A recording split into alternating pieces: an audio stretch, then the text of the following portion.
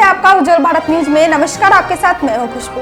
आइए नजर डालते हैं मीरा भाईंदर से जुड़ी खबरों पर। सामाजिक संस्था में तत्पर रहने वाली संस्था सक्षम फाउंडेशन द्वारा कोरोना के दौरान निरंतर सेवा किए जा रहे हैं।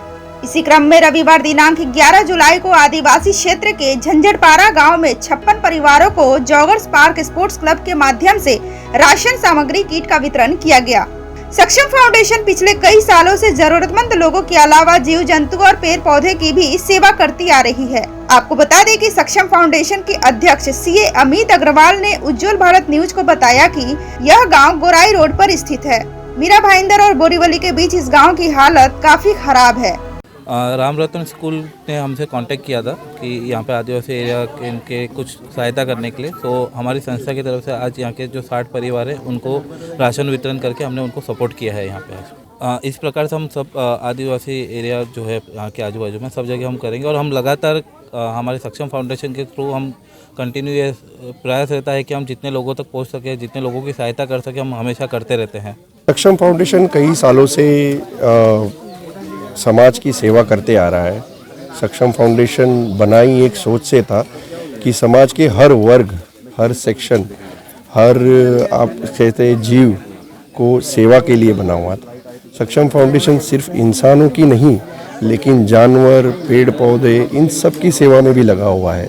अगर आप हमारा पास देखोगे या प्रेजेंटली अगर हमको हमारे पेजेस वगैरह पे विज़िट करोगे तो आप देखोगे कि हम रोड पे जो जानवर है उनके खाने की व्यवस्था भी करते हैं।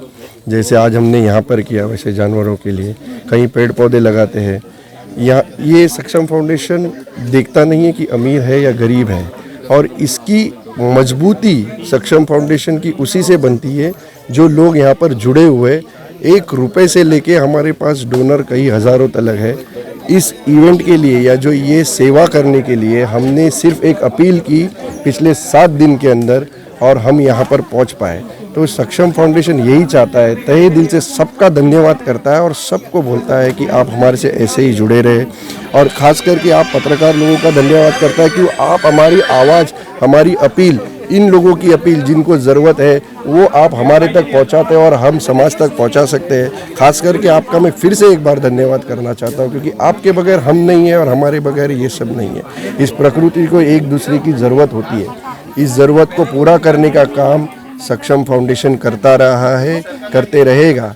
काफ़ी सारी चीज़ें जो हम आपको बता नहीं पाते या लोग हमको बोलते नहीं हैं। आज अगर देखा जाए तो पीछे भी एक हमने बैग रखा हुआ है जिसमें मास्क लाया हुआ है।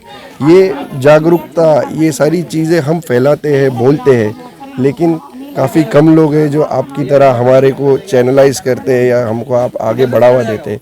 ये हिम्मत हमको आपसे भी मिलती है, ज़रूरतमंद लोगों से भी मिलती है, और आपसे भी मैं गुजारिश करूंगा हमारा साथ इसी तरह आप देते रहे और हम सेवा में हमेशा उपस्थित रहेंगे। जितना हो सके उतना हम दिल से करते रहेंगे, बिना कोई आपसे कुछ मांगे। तो यहाँ पर हम लोग ने पता किया किस किस चीज़ की ज़रूरत होती है, और उसमें से सबसे पहली चीज़ हम क्या कर सकते हैं जो कि आसान होगा और जिससे हम इनसे पहले जुड़े। तो उसमें सबसे जो पहला रिक्वायरमेंट ये है कि खाने वगैरह का थोड़ा तकलीफ़ होता है और ग्रॉसरी वगैरह जल्दी कुछ पहुँचता नहीं है इधर। तो इसलिए हम लोग ने डिसाइड किया कि पहले ग्रॉसरी भी जो इनका खाने का है महीने का एटलीस्ट एक बार का, वो वितरण करें पहले हम, और फिर जुड़ जाए इनसे। तो ये खाली शुरुआत है हमारी आज। जैसे आपने भी बोला कि और भी आदिवासी गाँव है तो वहाँ भी जाएंगे, प्लस इनके साथ भी और हम क्या क्या कर सकते हैं। जैसा कि पहले भी हमने बताया कि सक्षम फाउंडेशन सिर्फ ये नहीं करता है, और भी बहुत कुछ करता है। अभी हम बात कर रहे थे 2 मिनट पहले, एक बच्ची को काफ़ी साल से हम काफ़ी ऐसी बच्ची है जिनको एजुकेशन का सपोर्ट दे रहे हैं, उसमें से एक अब ग्रेजुएट होने वाली है, तो वो एक है। काफ़ी जगह जाके हम हर साल 50 डज़न 60 डज़न बुक्स देते हैं। तो ऐसी बहुत सारी चीज़ें हैं जो हम कंटिन्यू करते हैं। तो अब यहाँ शुरुआत हुई है, देखेंगे और क्या क्या मदद कर सकते हैं हम हमारे तरफ से, और उसके हिसाब से आगे बढ़ेंगे। यहाँ पर मेडिकल सुविधा की बहुत बड़ी कमी है इस गांव में। अगर यहाँ पर अभी भी किसी को बुखार आ जाए तो उसको बहुत लंबा जाना पड़ता है, यहाँ पर कोई सुविधा नहीं है। तो आपको लगता है कि इसमें भी आपको यहाँ पर काम करने की ज़रूरत है या काम करेंगे? हम अपने संस्था में इसके बारे में विचार करेंगे कि वो एक डॉक्टर विजिटिंग करे वीक में 2 बार ऐसा विजिट करके, यहाँ भी जो बच्चे हो कि उनको मालूम हो कि हमारा एक दिन पर्टिकुलर वो डेट में डॉक्टर आएंगे, वहाँ पे इलाज होगा। तो हम लोग ऐसा सोचेंगे, हम लोग संस्था में इससे विचार करके अपना डॉक्टर की व्यवस्था करने का कोशिश करेंगे। हाँ सर, हम ये स्कूल वालों के साथ पिछले 2-2.5 साल से काम कर रहे हैं। तो एक तरह से कह लीजिए कि राम रत्न इंटरनेशनल स्कूल ने ये सब स्कूल ये गांव वालों को अडॉप्ट किया है।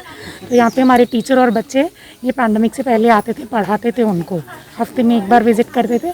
और रिसेंटली शिवरात्रि पे हमने यहाँ पे हैंड पंप भी इंस्टॉल किया है। तो इस बार सक्षम फाउंडेशन ने अप्रोच किया कि वो गाँव वालों के लिए कुछ करना चाहते हैं। तो खाना जो है मतलब हर किसी को जीने के लिए खाने की ज़रूरत है।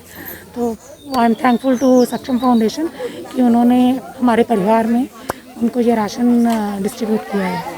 अच्छा, इन लोगों से आप काफ़ी नज़दीक हैं, इससे साफ अंदाज़ा लग जाता है। तो इनको और क्या प्रॉब्लम्स हैं गाँव वालों, और क्या चीज़ें ऐसी चीज़ें जो होनी चाहिए यहाँ पर? हाँ, एक है स्कूल, बालवाड़ी है यहाँ पे पर टीचर नहीं है, तो उसके ऊपर हमारा स्कूल अभी काम कर रहा है। We are trying to get a teacher for them जो यहाँ पे आएगी, ये बच्चों को पढ़ाएगी। तो उसके अलावा जो कुछ बच्चे हैं जो यहाँ पे स्कूल्स में जाते भी हैं, और दूसरी प्रॉब्लम ये है कि यहाँ से बच्चों को मेन रोड तक चल के जाना पड़ता है, जो कि अबाउट 1 किलोमीटर के आसपास है। तो ये 2 मेन चीज़ें हैं एजुकेशन से रिलेटेड, जिसमें हम चाहते हैं कि हम सुधार ला पाएँ किसी तरीके से। अगर यहाँ पे टीचर आ जाएगी तो जो छोटे बच्चे हैं 4 से 6 साल के, उनको एजुकेशन मिल पाएगी। यहाँ पे मेडिकल की भी काफ़ी प्रॉब्लम है, तो यहाँ से गांव वालों को बहुत दूर तक डिस्पेंसरी जाने के लिए भी दिक्कत आती है। तो ये गांव वाले आपस में मिलकर एक दूसरे की सहायता करते हैं। तो एक अगर छोटी सी डिस्पेंसरी भी यहाँ पे बन जाए तो बहुत अच्छा हो जाएगा। हमने गांव वालों से बात की तो उन्होंने बताया कि गांव में लाइट भी 2 साल पहले ही आई है और दूर दूर तक कोई अस्पताल की सुविधा भी नहीं है और ना ही बच्चों को पढ़ाने के लिए कोई स्कूल है। या गोराई गावात जामदारपाड्यातून चंदू परेट मला एक सूचना म्हणून गावातली सांगतो, कारण इंटरनॅशनल स्कूलने आम्हाला ही मदत आणि फाउंडेशनच्या तरफ से आमच्या आदिवासी लोकाला जी मदत केली, कारण लॉकडाऊनमध्ये काही लोकाला कामं नाही, नोकऱ्या नाही आणि घरी बसलेले आहेत, आणि हे जे धान्य दिलं तुम्ही तुम्ही खूप आम्ही आभारी, आणि या फाउंडेशनच्या तर्फे खूप मी आभारी आहे। गाववाल्यांचे सगळे आदिवासी भाऊ आणि बंधू बहिणी यांच्या तर्फे मी सगळ्यांचे व्यक्तीने एक हे सांगतो की चांगलं झालं आमच्या गाव आदिवासी लोकाला एक धान्य महिन्याचं एक समजा एक राशन पाणी मिळलं म्हणून चांगलं झालं, एवढं सांगून 2 शब्द। इस कार्यक्रम का आयोजन राम रतन स्कूल में शिक्षक प्रियंका चन्ना व माया सिंघई के मार्गदर्शन में किया गया। उज्जवल भारत न्यूज डेस्क रिपोर्ट। फिलहाल अब तक के लिए बस इतना ही। ताज़ा तरीन खबरों को जानने और देखने के लिए हमारे उज्जवल भारत न्यूज के YouTube चैनल को लाइक, शेयर एंड सब्सक्राइब जरूर कीजिए। दीजिए इजाजत, नमस्कार।